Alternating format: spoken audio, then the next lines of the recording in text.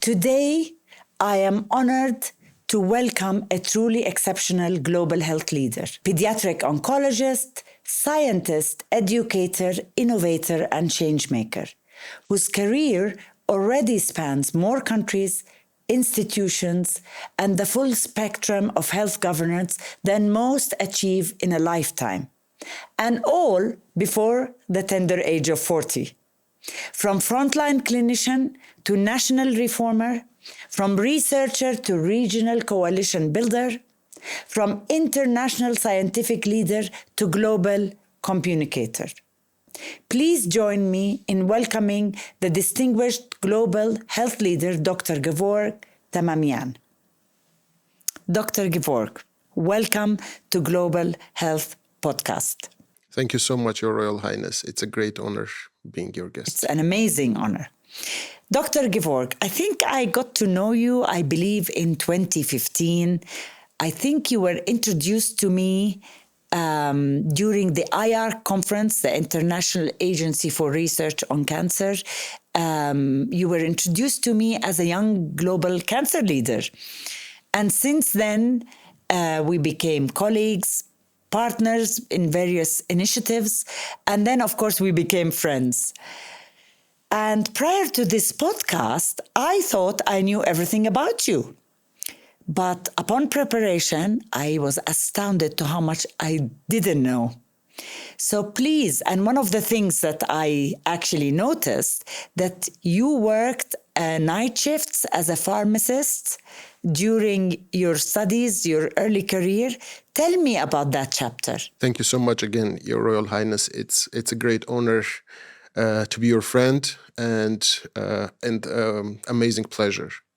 And yeah, I think the first time we met at the IR Congress, and I mean, it was a great experience to be named one of the IARC 50 young leaders, and you were doing the keynote address. I remember that exactly that time.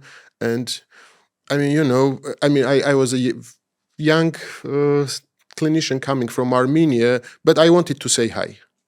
I'm glad you did. Yes, and that's how it started. Yeah, I was born and I grew up in Armenia, and I did my early studies in Armenia. And during my student years, I wanted to, besides my studies, I wanted to work. At that time, it was not very usual, not a widespread thing that as a student you would work. Some of my friends did the same, but I wanted to be maximally independent. And I didn't want to take money from my parents. Amazing. And I said, no, I'm going to go work. And actually, before that, I think the first thing I did I think at the age of 16, it was with friends, we set up a DVD shop. It did not become a big business, but it was something like we initiated again with the same purpose. But then, I during my studies, the first years of the studies, I worked as a night shift pharmacist, 15 night shifts a month. $100 a month, I think. Something like that, it was the salary.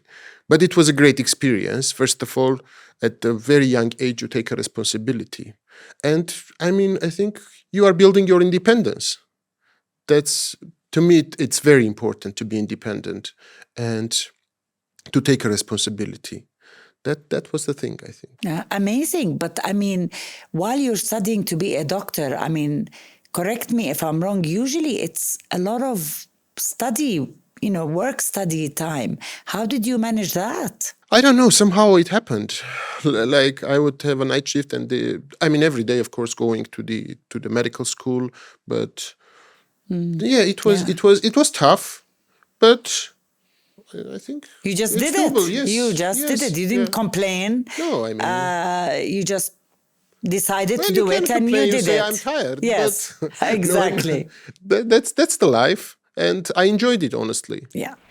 When I was reading your CV as well, I was also astounded. I mean, I knew you studied in your medical degree in Yerevan, Armenia.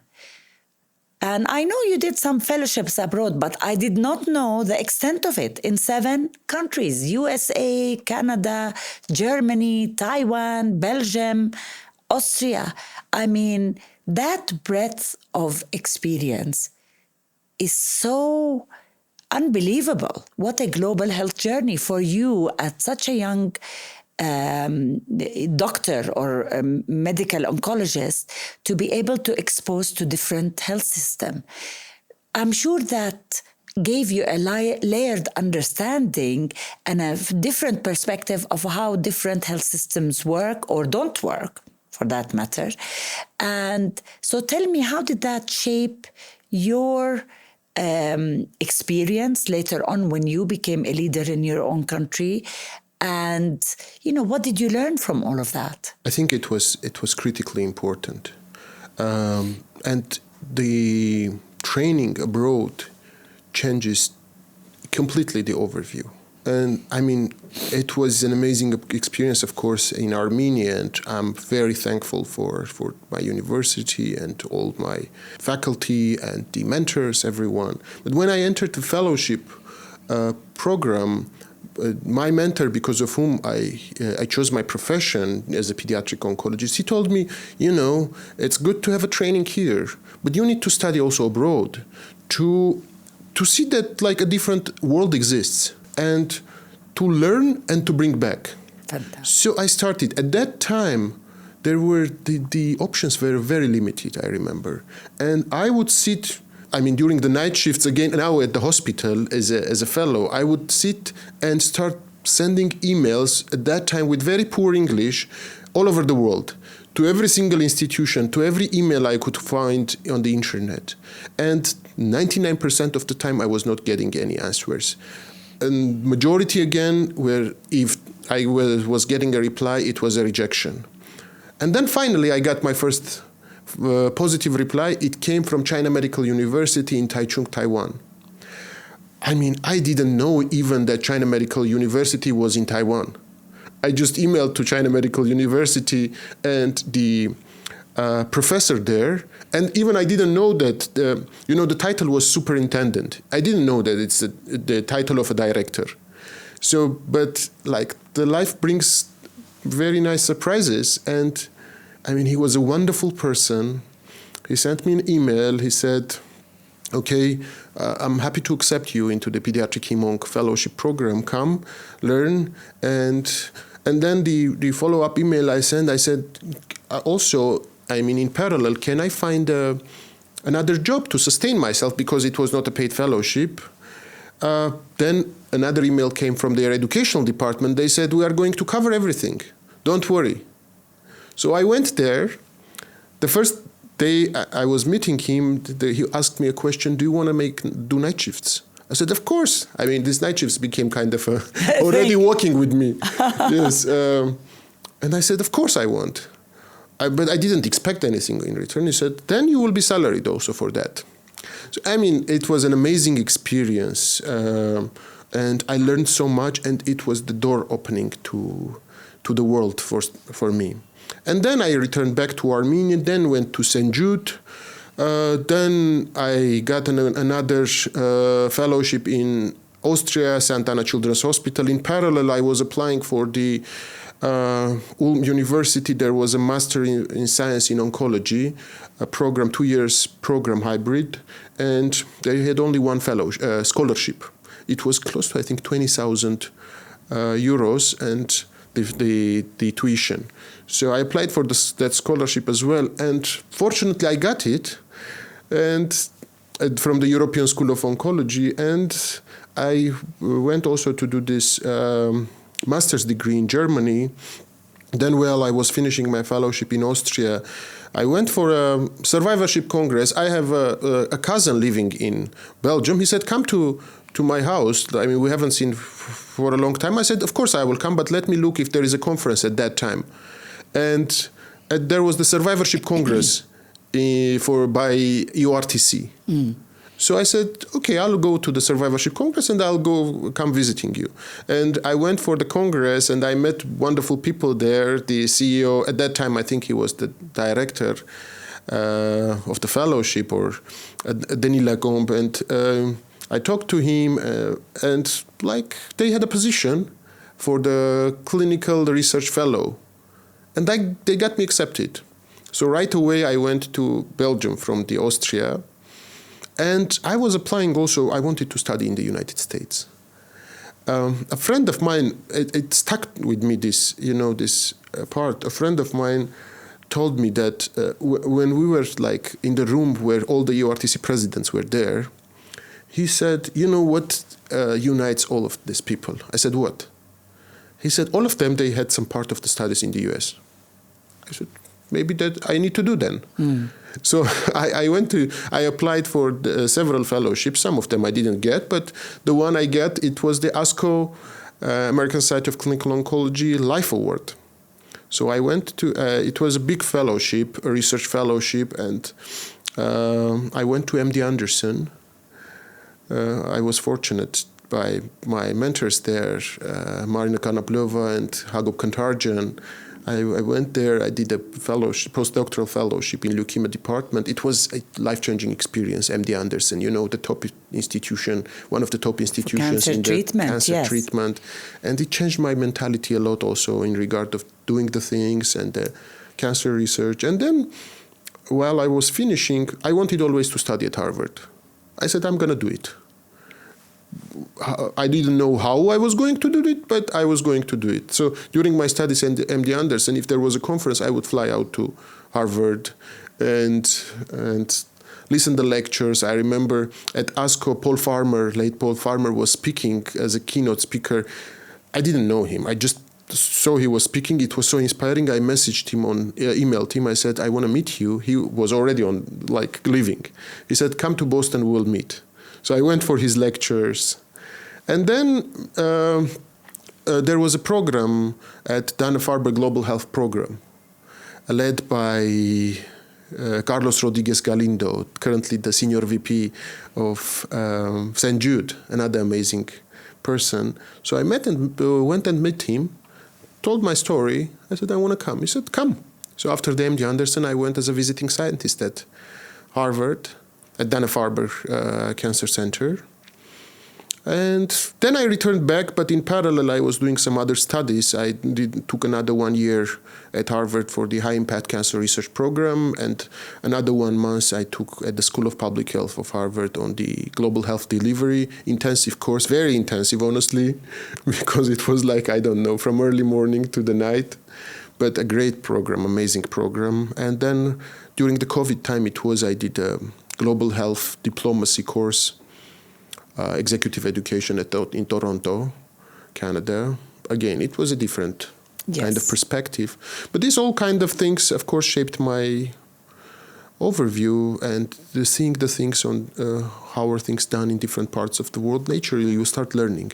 But most importantly, it builds your network and you know the people. Yes. Most important thing is people. Yes. Not the thing. Most important is the people. Well, I want to unpack because you've said a lot in there. Number one, the importance of mentors.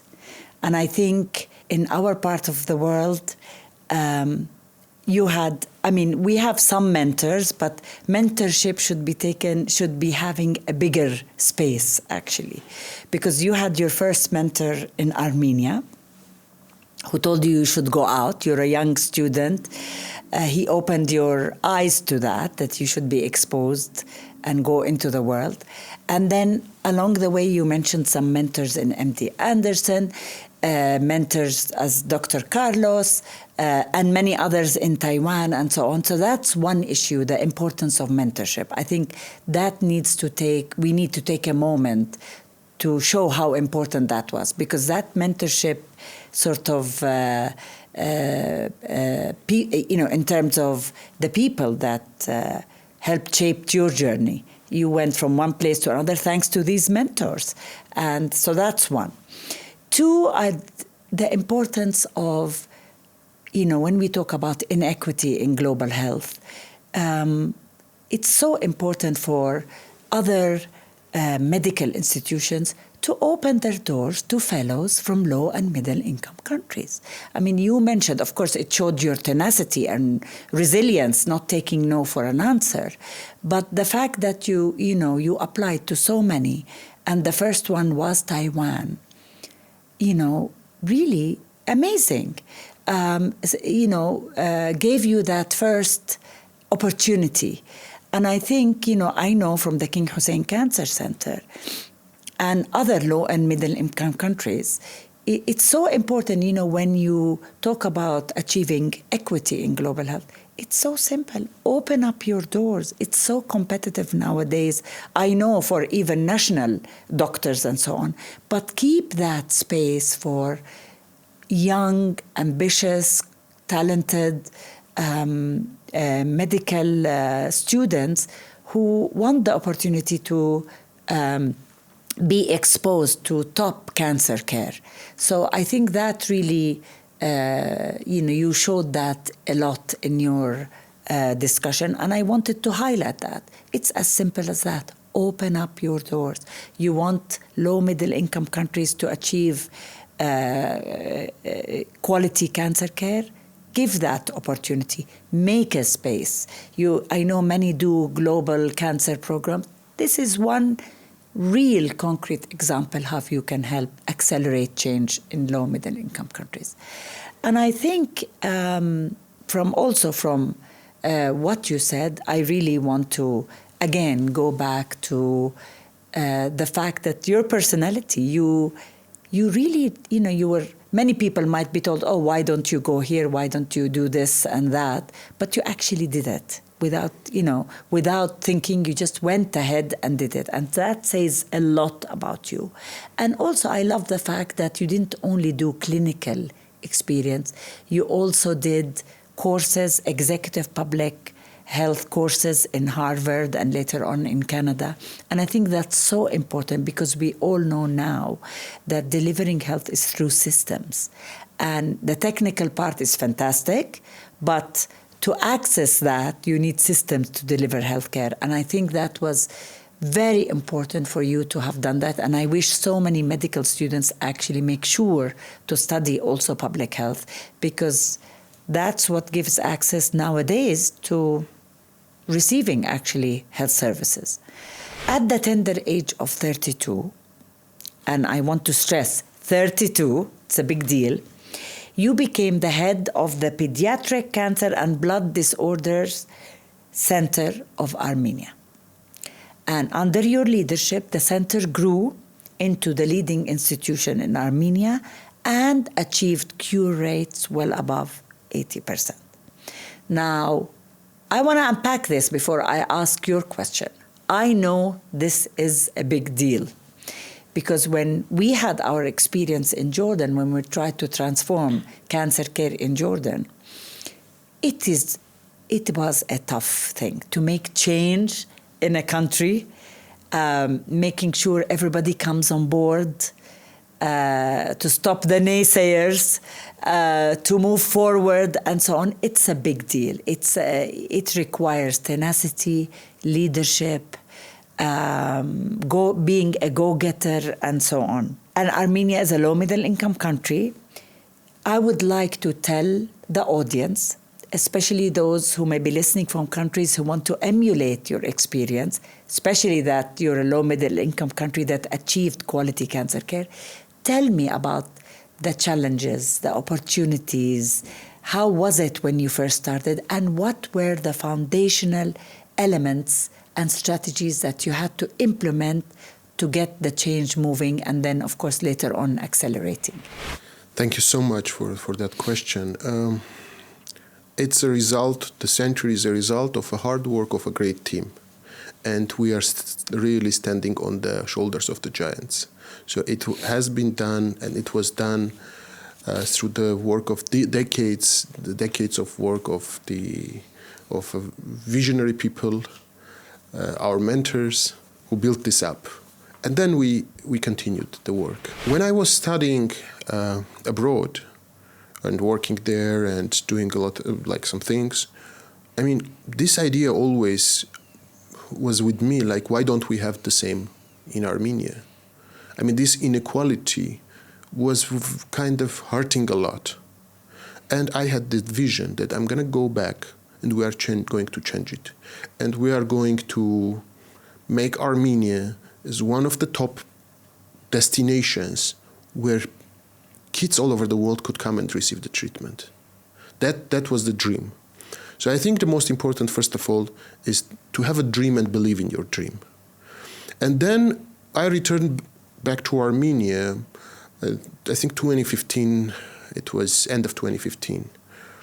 I mean, there was a lot of problems. I started working at the university hospital in a clinic with great people. Many of them were my mentors from the early years. And we started doing a lot of things, building on what already has been done. In leukemias already, like we had a lot of progress in lymphomas and in many other places. But there were a lot of obstacles, of course. And we had that dream, and I think that the second step is to have besides the vision, you need to have the strategy to implement this. And then, besides having the strategy, you need to do it.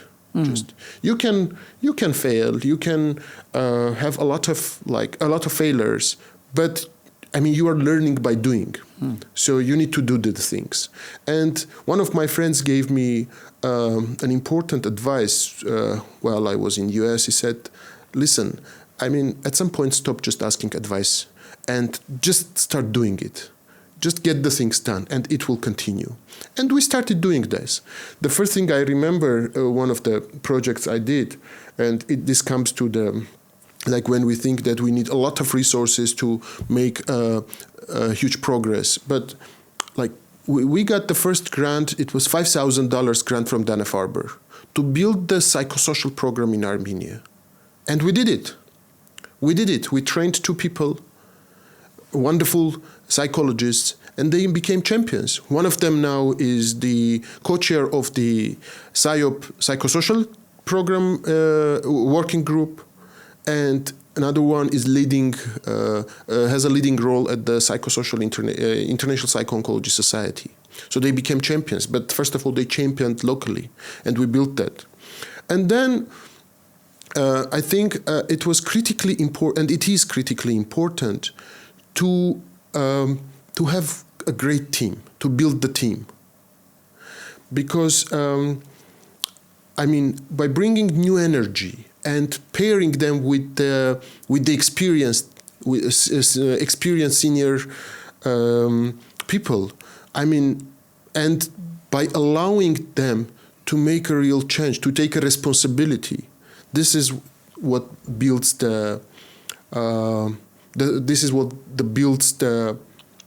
this vision, momentum. So when we were building the Pediatric Cancer Center, we had at that time three different clinics in Armenia, and we did not need to invent a new wheel, because there were already existing great examples like King Hussein Cancer Center, like Princess Maxima, like when they united all the pediatric cancer services under one. So we said we are going to do the same. And I was fortunate and honored to be appointed as the first head for the Pediatric Cancer Center. So we merged it and we united everyone's efforts. So this was the first critical step for the center, to unite everyone under one umbrella. So we became kind of all together a team, no duplication anymore, and like all the efforts are going the same direction. And then, of course, the second most important thing was to bring young people and to educate them. So what we did at the university, medical university, we opened the first fellowship program in pediatric hematology-oncology as a unified profession. It was the first time we were doing it. And a lot of people said, we might not succeed, but I was tasked also by the president of our university. He said, if you are going to do it, it should be the best one. I said, okay, we will do it. And so we opened the program. We took the best examples like St. Jude, Dana-Farber programs, American Board program. We did not need to invent a new program. We just took it and adapted it. And I said, okay, if we're going to accept the fellows, there must be best of the best. So we said the requirement is the knowledge of at least 2 foreign languages, and English is must, because you can't become the top like oncologists without the English, because today the language of science is English. And then they must do research. This was a kind of something new for us in Armenia. They must do research in order to complete the fellowship and must publish a paper in a highly indexed journal. So this way, we were able to attract top of the top students from the medical university. In 5 years, we trained 15 fellows. And I mean, majority of them became like champions, and now they are at a very young age.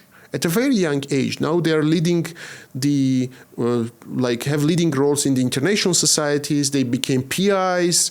Like my first fellow, Rosanna, I'm very honored. She's now leading she's the PI of the first clinical trial within the POEM group. On osteosarcomas, 27 centers from 9 countries. And a few days ago, I was on the communication. There was a program with international organizations where she's leading the effort of transferring our knowledge as a twinning partner to 3 countries. And I received the email that 2 European countries want to join. Armenia leading the effort. So this kind of, you need to give the most talented young people a real responsibility and hold them accountable for that. Yes. And you give the tools, you give the independence, you empower them. You tell them, you go study, you bring back your knowledge. We had 0 brain drain. 0. In our field, we have 0 brain drain. Now. Just the opposite. Yes, opposite. We had fellows coming from other countries. Fantastic. And I think, the thing is that when you are starting in low-middle income countries, I mean, you get so many advices. And these are usually, people really care what you do. But they are giving the advice, many of them are giving the advice from different contexts. So one of my friends would tell me, you are going to do this. Where are you going to put your toxic waste? I said, first of all, I need to have the toxic waste. Yes. And I'll find a way where to put Yes. it. I'll read it. I don't need another student or another fellow to come and do an assessment which will take years, because I see that every day we are losing the patients. Yes. People are dying. Yes. We cannot stand this. The time is the most important critical thing. We need to treat the time we are treating the money, because patients cannot wait. You cannot just sit and wait until you get another beautifully designed strategy. The strategies already exist. You just do it. Yes. That's the strategy. You need to, it's also very important that you don't think that you are a kind of a second-tier country, or your patient should be kind of treated like, because you are from low-middle income country, then you need to be treated different way. No. We must make sure that we have the same chances of delivering equitable care to our patients, regardless of geography. And that's what we are doing.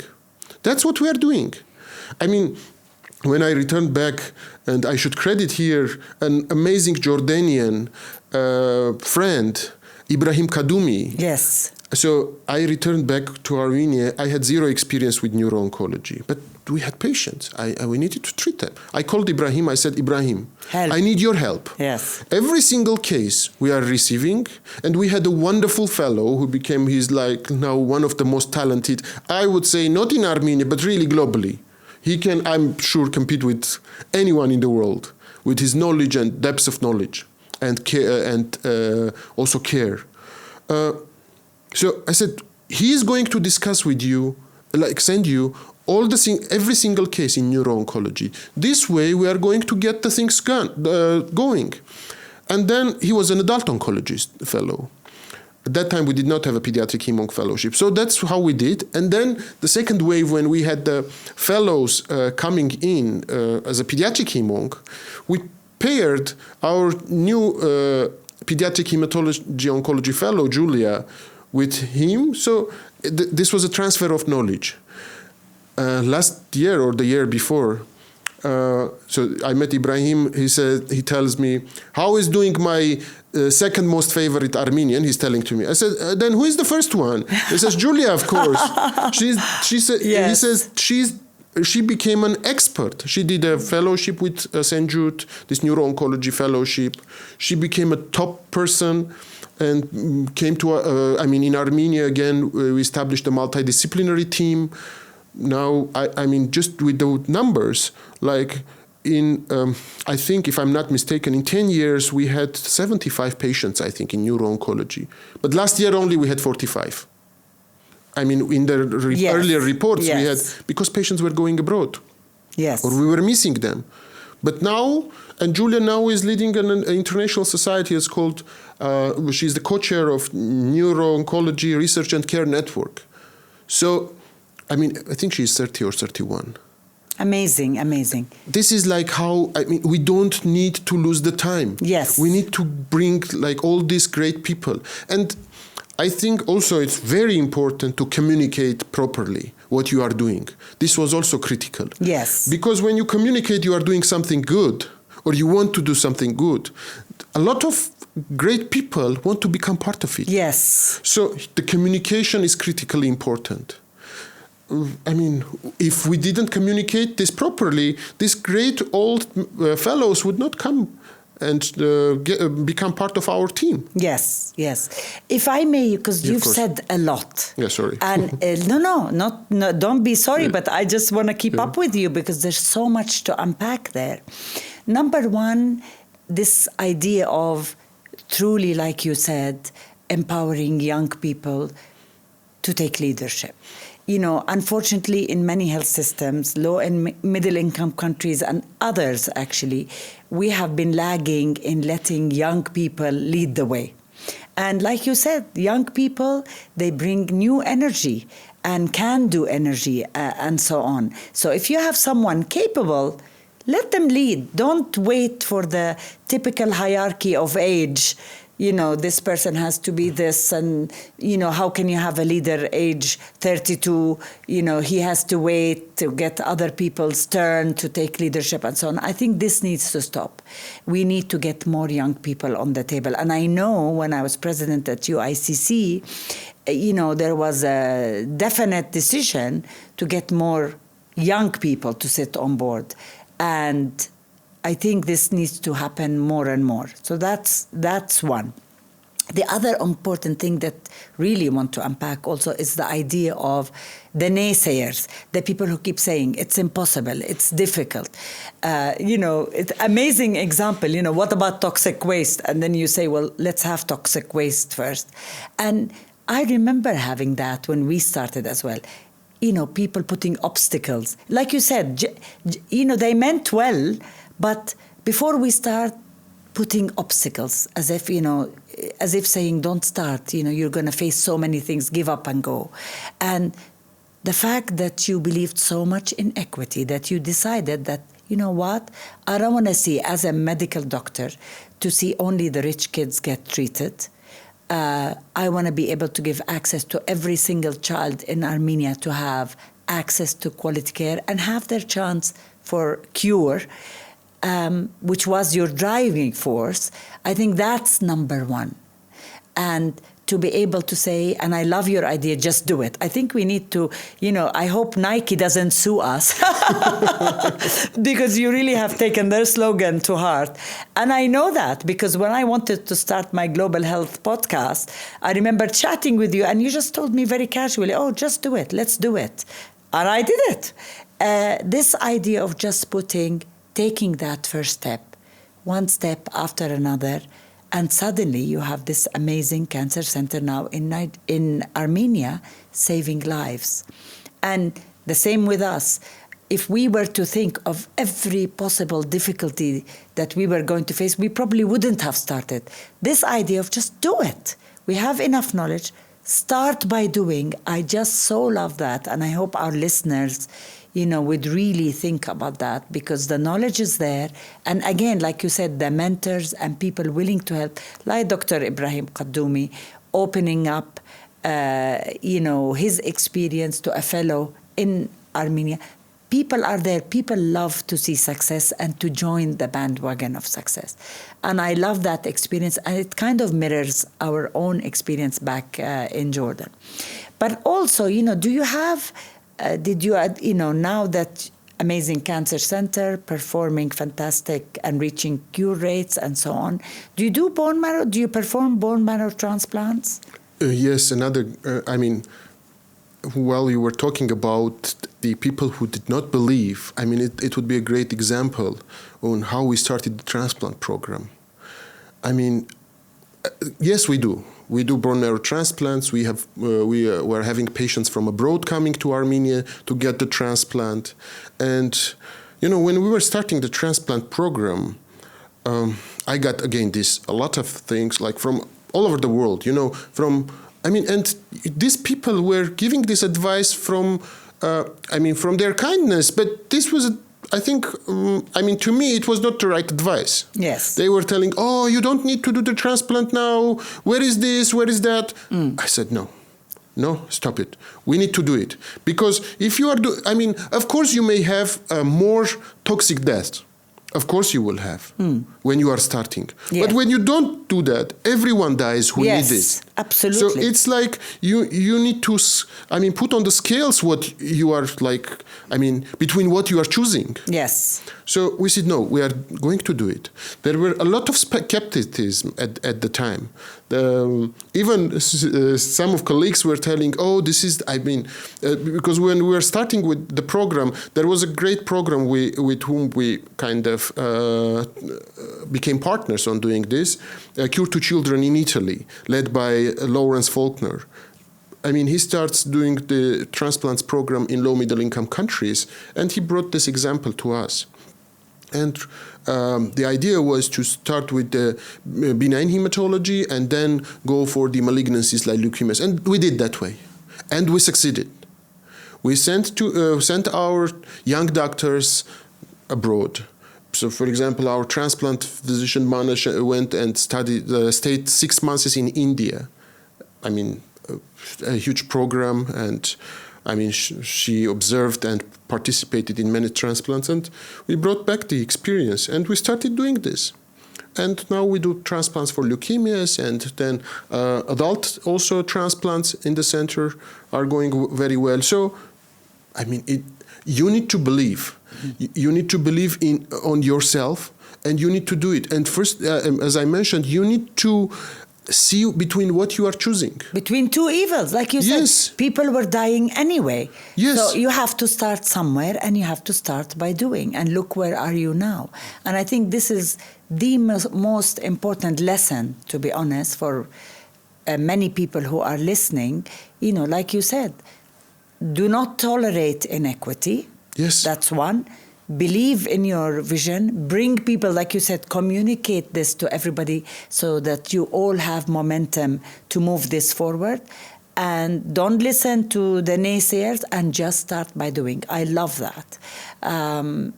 But also, I remember you told me, of course, in the team you've been having doctors and so on, but the role of nurses. I'm a mother of a cancer survivor. And I remember, by the way, when we had to move from England to the US. And it was a big move for us because my son was still during treatment, but I wanted to prepare to be with Dana-Farber, actually, to move there so that just in case he relapses and he may need a bone marrow transplant. I was actually given in 1999 the advice from a British doctor that you really need to be in a program that has big volume.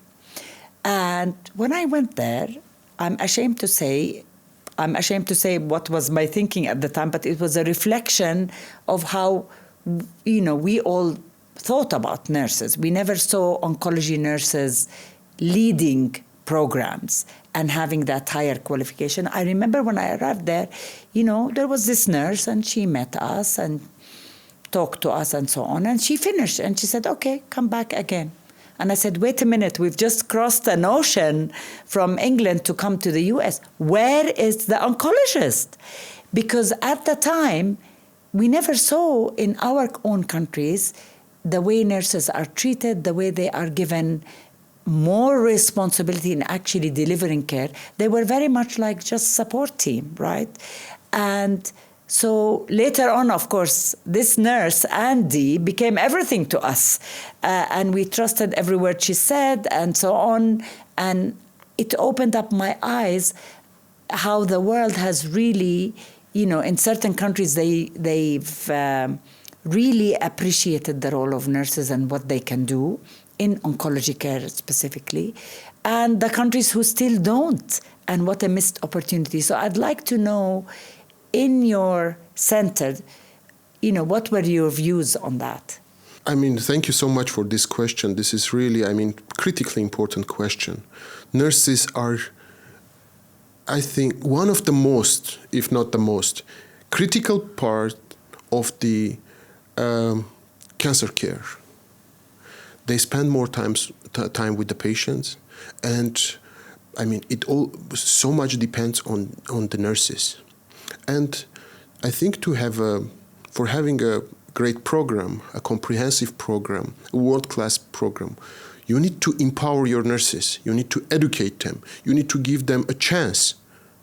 And they're great people. They want to, they see also all these things happening, and they want to make a change as well. I remember when we did the first training for our nurses, we invited nurses from American University of Beirut. So when our nurses, it was several days program, a full day program, and when our nurses were doing a pretest, majority of them failed the pretest. On the last day, when we were doing a post-test, every single one got the highest possible marks. They excelled.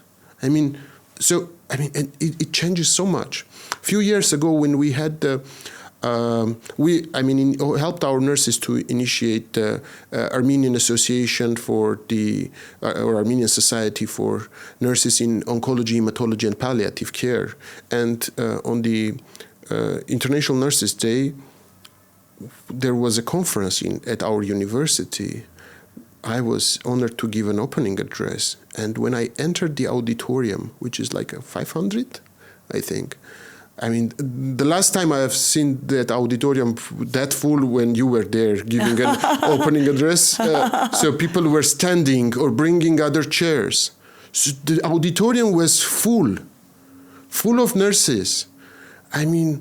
That was amazing. Yeah. And then last year, we had a congress, I think it was congress in Amman for the poem. And I got this news that in 9 or 11 Armenian nurses submitted their abstracts. And I think per country, 1 or 2 were getting selected to get a scholarship or so, something like this. But all those were selected our nurses Armenian, and they decided to come on their own. Yes. And for a small country, low middle income country, for a nurse, it's kind of very difficult. The nursing part is critical. Yeah. We need to empower them. We need to give them possibility to develop themselves, and they will do it. We set up the nursing educator program first time in Armenia. A lot of people were saying, "Oh, what is this?" But then we saw the change. I mentioned these abstracts when they were coming and presenting. And I think in general, I talked about the physicians' empowerment, nurses' empowerment, psychologists. But in general, when one example always goes with me. I think it was Kennedy when he went to Reagan. I think you're thinking of President Reagan who went to NASA. Yes. Yes. When asked the supporting staff, the cleaner. The cleaner, what are you doing? Yes. What are you doing? He says, we are putting a man on the moon. Yes. So that is always thinking with me. Yes. Your team should be a team. Yes. Every single one on the team yes. should be integral part of the team. Yes. Everyone. Yeah. They should have the same mission and vision. Yes. And this way you will succeed. So you fixed the cancer center, great, but access to care also requires money, resources, lots of it. And you could not tolerate that some children do not have access to treatment simply because they don't have the money. So, of course, typical you said, okay, we're going to do something about this. I'm going to start the City of Smile Foundation to be able to get donations from people who hate cancer, people who want to support the center, whether locally or abroad. Can you tell us about that? Actually, City of Smile, it's a joint effort between our team, and I'm one of the founders. Well, I remember back in the days sitting at MD Anderson when I was doing my postdoc. During the lunchtime, I would sit and do the design of the logo of City of Smile Foundation, how it would look like.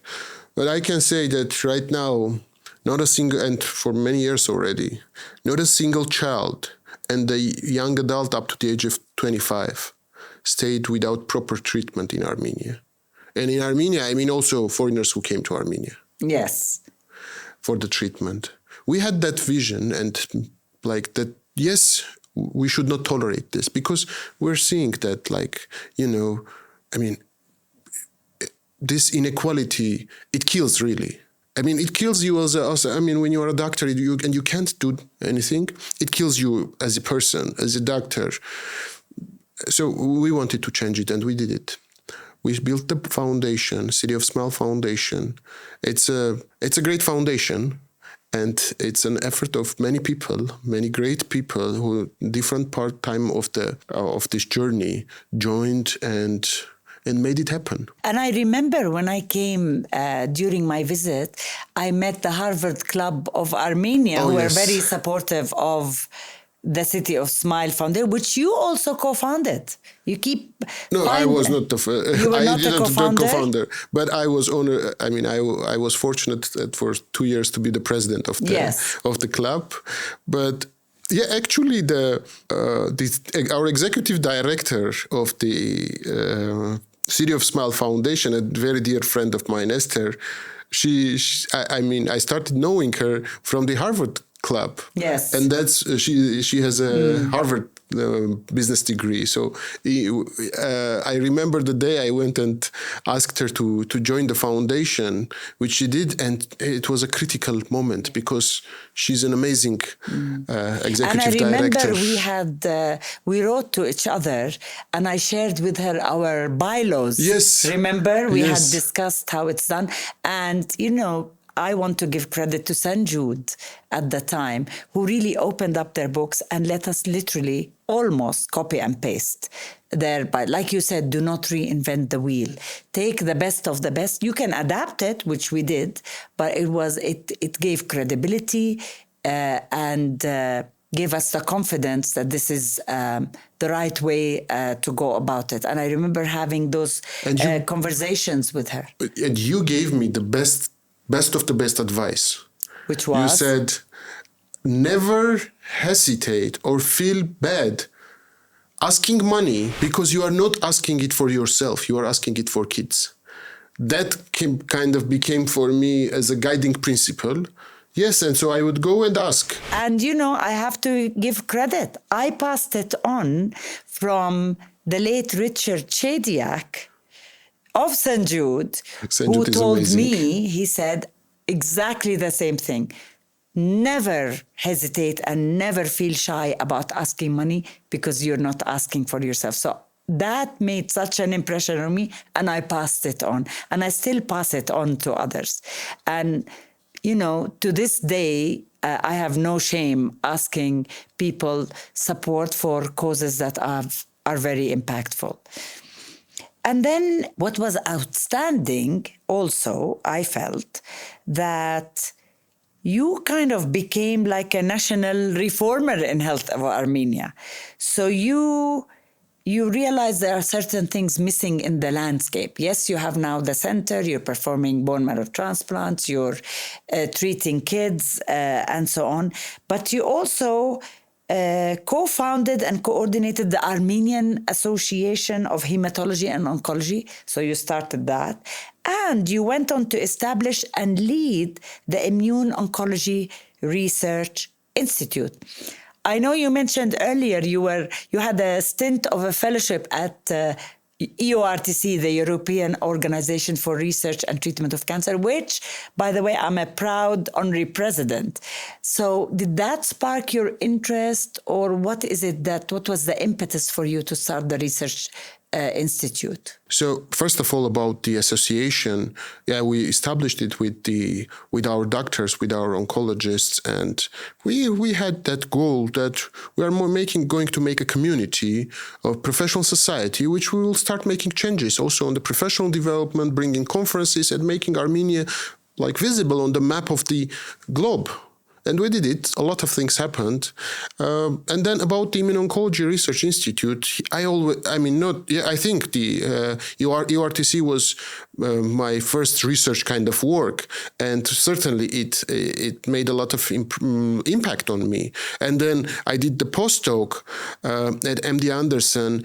It was another amazing experience, especially following, I should mention that huge impact on me, even maybe, not directly he was telling this, but just observing him, how he's shaping the world, Hagop Kantarjian. Yes. It was an amazing experience for me, and just how he's making the world change, these grand rounds and all these things. And then, yes, I wanted to do research because, first of all, there is a nice expression, there are two very nice expressions I'm always kind of following. First one is shoot for the moon. It's even if you do not reach there, you will stay among the stars. Yes. So in everything I'm doing, this is a kind of one of the guiding principles. The second one, when we're talking about the research, it's like what gets measured gets done. So what gets done, yes, builds trust. So the data. This is when we are talking about bringing the data in. And I remember we were starting one of the first research projects we were learning. It was to collect all the data for 25 years in Armenia. And we got a small grant and we made a registry. So we wanted to measure what we are doing. It was critically important. And then we partnered with the St. Jude registry and put everything there. So this kind of sparked, a lot of interest. And about the Immuno-Oncology Research Institute, we wanted to do something, to do research. And I was having this discussion with some of my friends. And I remember I got a call from a dear friend of mine who again made a huge impact on me. In 2015, there was a conference in Boston. So I was a young Armenian attending being in Boston at that time. And the keynote speaker was Armenian philanthropist and the biotech leader, Garo Armen. So he was the keynote speaker. He established the Children of Armenia Foundation, hundreds of $millions invested there, and also established one of the leading immuno-oncology biotechs, Janus. And I went there at the end of the conference. The auditorium was full. And at the end of the conference, I just went to say hi. I came and said hi to you. I went and say, hi, I'm a young Armenian researcher now at Dana-Farber, a visiting scientist. And he said, wonderful, great. Can you leave me your card? That's it. And then half a year later, I'm getting a call from him, from his assistant in Armenia. He says, Dr. Armen is coming. He would like to meet you. Unbelievable. And we became friends. Very dear. He's a very dear person to me. And I think it was 2021 or so. So he got this news that I want to do something in this, and I was depressed that we are not going to, I think it was after the war also, kind of, I was, it was down. A different, difficult period. So I got a call from him, and a friend of mine told him this situation. So he called me and said, I know you want to do research. I know you want to make Armenia kind of a place also for research, for breakthrough, and I'm going to help you. We will give you a grant to do research. And so you grow. I said, I want to build the institution with this grant. Immuno-Oncology Research Institute. I said, do it. Patients cannot wait. Yes. Do it. Let's bring the most breakthrough innovative medications to Armenia. Let's do the best clinical trials we can. And we started. And lately I was sitting with the team. And, sometimes you are having a moment of up and down. I think it was the time of down. The team was, this is not going very well. I said to our scientific director, Samuel, I was talking to him. He was the Neuro-Oncology guy first. He was started. I said, you are for sure I can say that he's a genius, but also a wonderful person and physician and scientist. I said, when you were a child at the school, you got the second place in the International Olympics on chemistry. Why do you think you cannot make a breakthrough? Why do you think if you are in Armenia, you are kind of less than anyone sitting anywhere in the world? Yes. So, I think, and when I was looking really at the team we had in the room, all of them, amazing people, but also, really, really great physician scientists. Very young, but extremely promising. Our first-year fellow, Ellen, last year, she did the first ever oral presentation at ASCO. The first-year fellow. Amazing. Yeah. Just, that tweak of the psyche that we can do it. We've all studied, we've all been, and I think we went through that as well. When I was the head of the foundation, in the beginning, we'd go to conferences and, we would just sit quietly and listen. And then we said, wait a minute, we are transforming cancer care in our country in a low middle income resource setting. You know what? Some of these people are theorists. We were actually doing it. So we have the right to talk about our experience, and we should feel that we can. And we have a lot of great ideas to speak about. And it was very important to me that my team would not see themselves as less. And I was observing that. Yes. I was observing that. I clearly remember at the UICC meetings. Yes. Your team coming. I remember Mace, Rana, Yes. would come and stand and make the great comment. Yeah. And not like, I felt that as well. We and broke I learned that psyche as well. I said, look, you're just as educated in theory, right? But the most important learning comes from on-the-ground experience, because we succeeded, all of us as a team, to transform cancer care. And that was a big thing in moving the team forward. You're also widely recognized as a bridge builder, someone who connects nations, peoples, regions, entire system. I saw you now in the conference in Cairo. Everybody knows Dr. Gevorg. You were elected president of two major international pediatric oncology societies. One, the International Society of Pediatric Oncology, SIOP Asia, continental branch. And I'm the proud honorary president of SIOP. So I love that organization. And the Pediatric Oncology East and Mediterranean group called POEM, bringing together 28 countries and 110 cancer centers. Later, you were elected as co-chair of the St. Jude Euro Regional Advisory Committee, spanning 13 European countries. Big experience. And remarkably, within just 10 months of your SIOP Asia presidency, you and your executive team appointed 42 national ambassadors. This is huge and an incredible model of regional empowerment and collective action.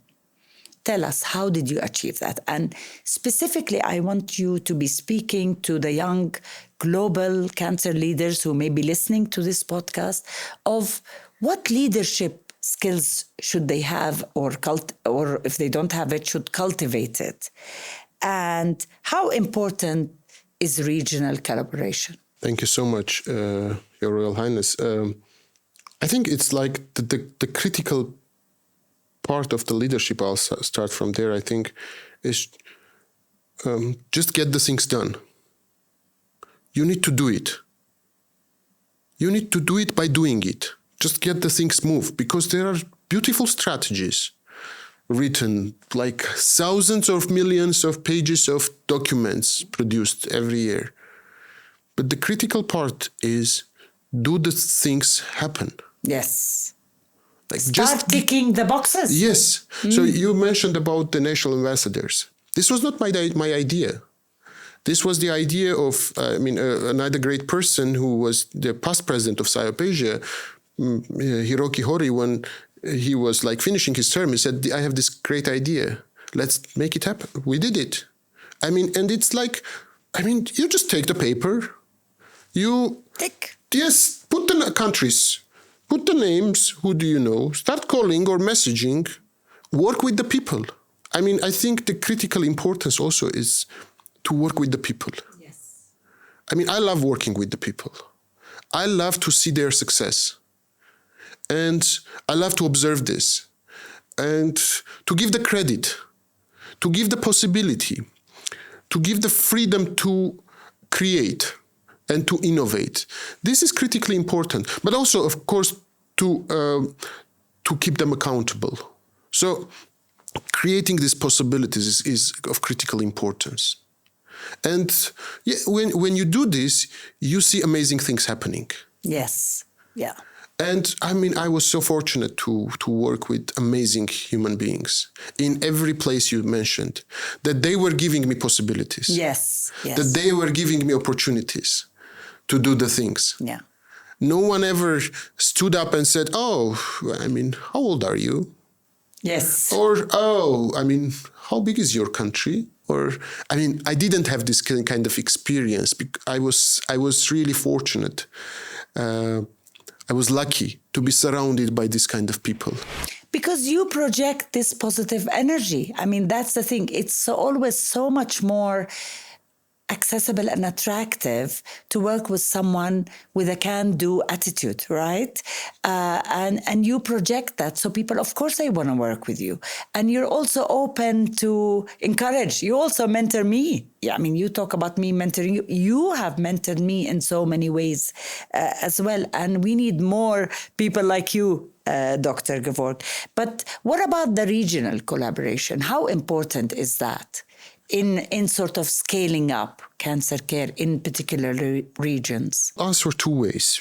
Of course, regional cooperation is important, because when you are in the same region, you are kind of facing the same problems. You have the same social, sometimes you have the same social structure on social beliefs, or kind of on the historical context, you have a lot of similarities. But I think in general, cooperation is critically important, regardless of region. When we are talking about Asia, come on, Asia is like, yes, it's huge. It's huge, like just the size. Yes. Let's take it. But while we talked about so many regions. US is in another continent. Then Asia is here. Then Africa, Europe, Australia, South America. This is like, and you can learn from everywhere.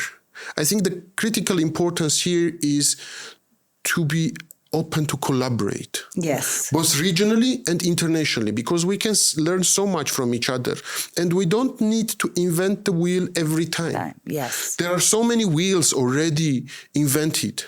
We don't need to start our own something which has been already done somewhere else. And also there's a lot of learning from things that didn't work. Yes. So you kind of gain time. Why try something when somebody else did it? Of course. That has the same landscape or ecosystem of cancer care with all its challenges, let's say. You say you can, not waste time. You know that they've tried this, it didn't work for various reasons, and you move on to the next. And then I want to come to the fact that, I don't know how you did all of this. You're only 38 right now as we speak. I mean, your CV is really, I thought somebody of a 60-year-old would have done all of that, but you did it. And if that wasn't enough, you then decided to become a leader in global cancer communication. You are the founder and editor-in-chief of OncoDaily, the largest oncology media platform in the world, a global community that has democratized access to reliable, unbiased information for millions of professionals, patients, organizations, becoming of the voice of oncology worldwide. I mean, did you just wake up one morning, oh, by the way, I want to start this? I mean, I personally always felt that health and cancer communication rarely escaped the walls of conferences we go to. I always felt we spoke to the choir, people who agree with us, and also, not all voices were represented, quite frankly. Did you feel the same way? Was that the impetus for you to start something new, different, and more inclusive? I think it's, again, about the dreams and about believing in yourself, in your team. One of them, yesterday, I think it was yesterday, I saw a post our team made on the news about that it's already 1 year that Cancer World joined OncoDaily family. So in the past, I would like, Cancer World it was the largest, and it is the largest European publication, and to have just a small piece in that magazine would be a great honor. But now when we acquired it, it was kind of a moment when I felt, oh, really, we are doing something, I think, big. But 2 years ago, it was 2.5 years ago, I said, I had always this kind of idea. Why in the majority of media and the communication platforms, it's there are key opinion leaders, let's say 50 or 100 people, and they are always there. So the other part of the world does not exist. And I said, we are going to change this. We are going to give the voice to everyone. And I had this idea and how to do it. So I called my cousin. I said, he's big in this he was big in the economy media in Armenia. And I said, can you make a website for me? He said, of course I can. What's And we co-founded OncoDaily. We had only one employee, a part-time student, who I was guiding, you do this way. And we started. And then right now it's 40 people working on the staff. The first year we had 23 volunteers who joined from all over the world. 23 volunteers who were our managing editor. I talked already about her, Ellen. She was at that time a student. She's now a second year or third year fellow now of oncology. At the age of 20, she was managing, to 21, she was managing 20 more people. Excellent way. And then my team members, two of my other amazing students who became later on fellows, they joined also from the beginning. One is now our senior VP, Shushan, who is she was a fellow when she was co-chairing a committee at PSYOP. She was a fellow. Another very extremely talented person. And Amalia is leading the research and intelligence unit, an adult oncologist, extremely talented again. So the team is we were attracting very talented youth from all over the world. But the average age at OncoDaily, if I'm not mistaken, is 22 or something. And then it became really the first 3 months we were operating on LinkedIn, our engagement metrics was several times higher than, let's say, New York Times. Imagine, yeah. So, it just happened by doing. Yes. Did we know how to do it? No, we did not. We just had an idea. We had the vision that we are going to make it happen. And we did it. You did it. This is Last year, I was giving a opening remark during, we established the Yvonne Award ceremony during the ASCO annual congress. We do a side event. The first year we had 1,200 people. I said, look, ASCO is 50,000 people coming and there is no party. Yes. I was part of the leadership development program. Yes. And the first thing I said, we were tasked to give some, to explore possibilities for networking. I said, we don't have a party at ASCO. Yeah. And everyone started laughing. And I said, okay, I'll make it happen. We did it 1,200 people party in Chicago. Amazing. And, yes, it was, the first time, recently I was talking with a friend of mine from US. I said, first time when I came to US, I was on the way to St. Jude training. I slept at LaGuardia Airport. I didn't know how much it was going to cost. So yes. I was keeping my budget on my pocket. I said, no, yes. I'm going to not overspend on the hotels. Yes.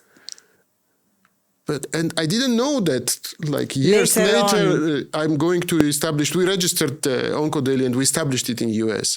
I didn't know that I'm going to suddenly you're the one holding the parties. Yes. Yes. Amazing.